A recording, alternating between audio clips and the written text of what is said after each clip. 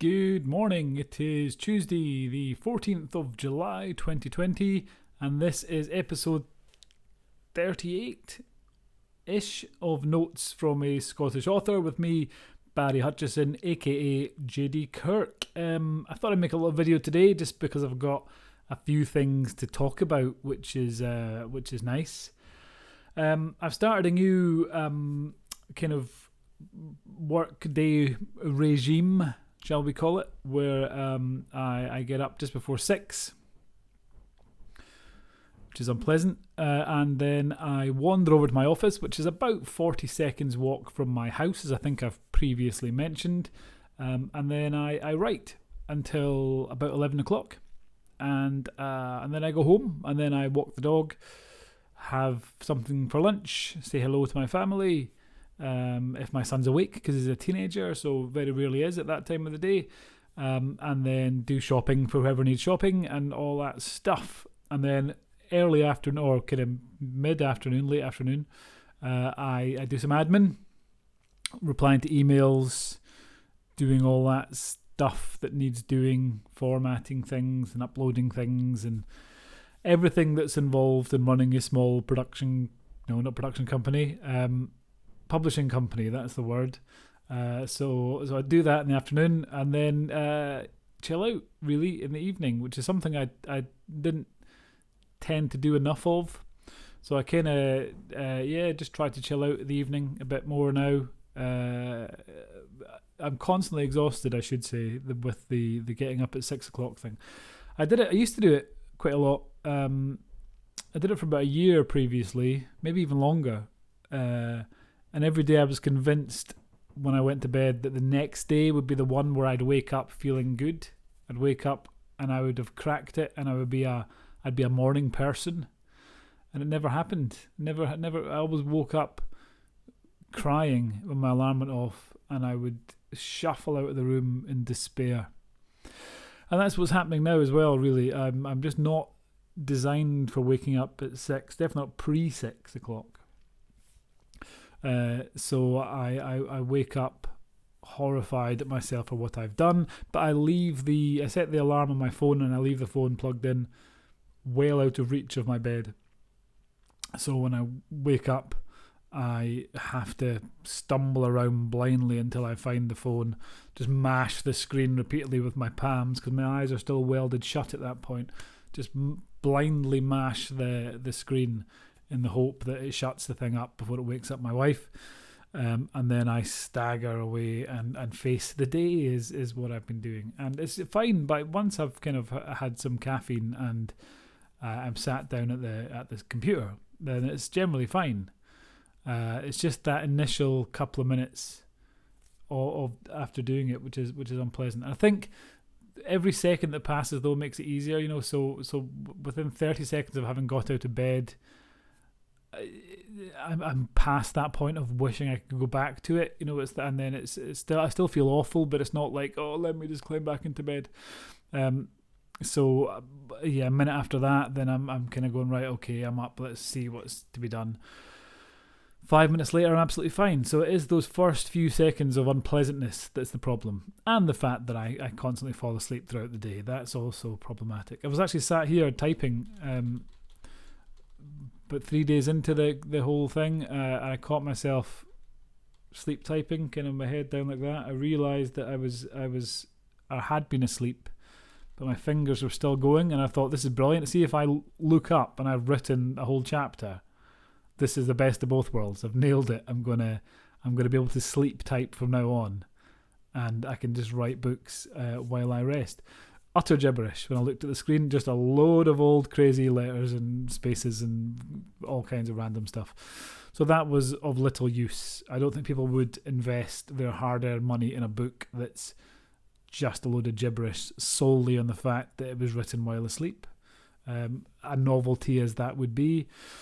So I'm having to stay awake to type, which is unfortunate, but that's the necessity of it. So far, I've been doing it for just over a week now. This is day 8.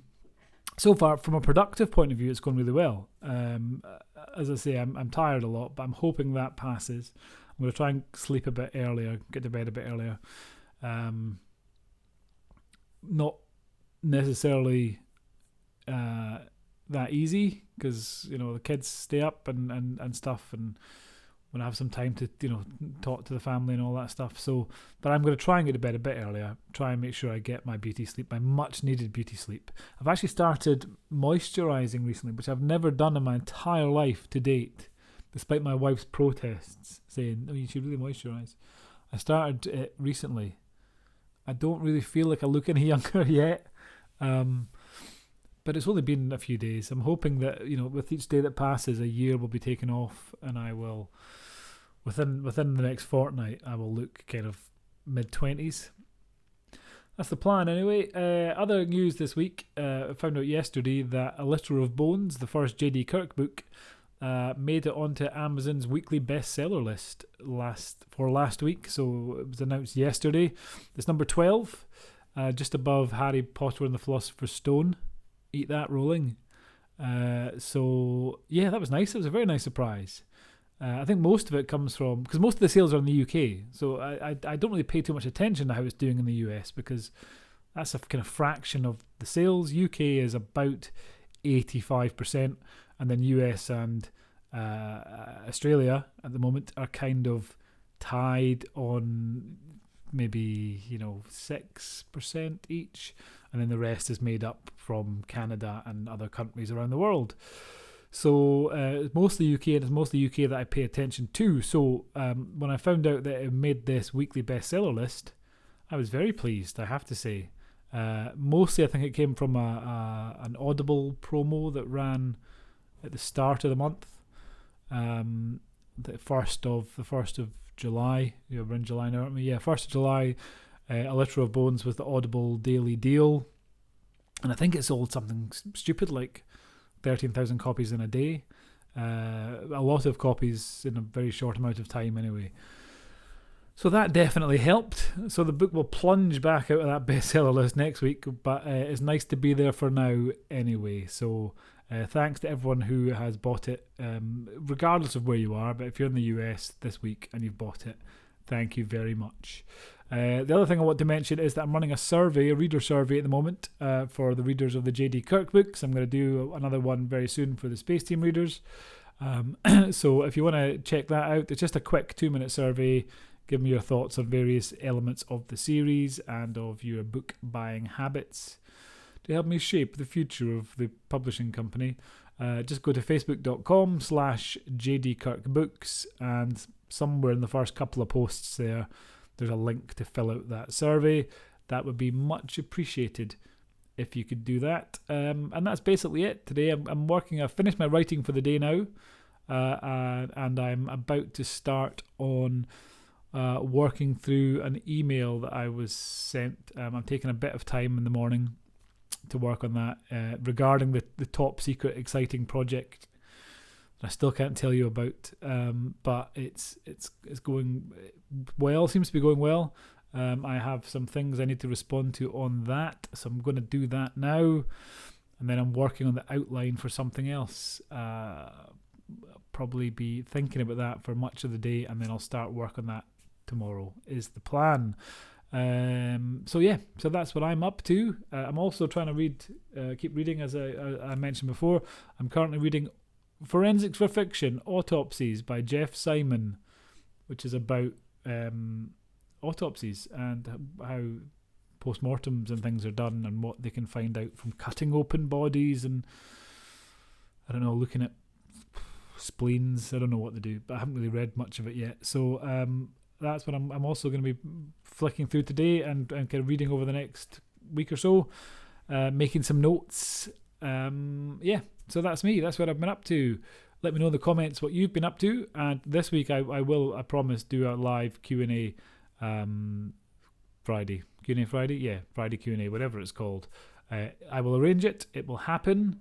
If the internet's playing up here, I will do it from home. There will be a Q&A Friday this week on Friday. So get your questions down below in the comments. I've also had 2 people say to me that I need to smile more often, so I will try to do that on my videos, not in real life, because I smile quite a lot in real life. I'm not constantly miserable, but I've looked back at some of my videos and I do come across as very kind of pole-faced and serious, or deadpan, as I like to think of it. So for my dad and for Georgia, I will continue to try and smile in the videos. Thank you for pointing that out. And yes, this is for you. Bye for now.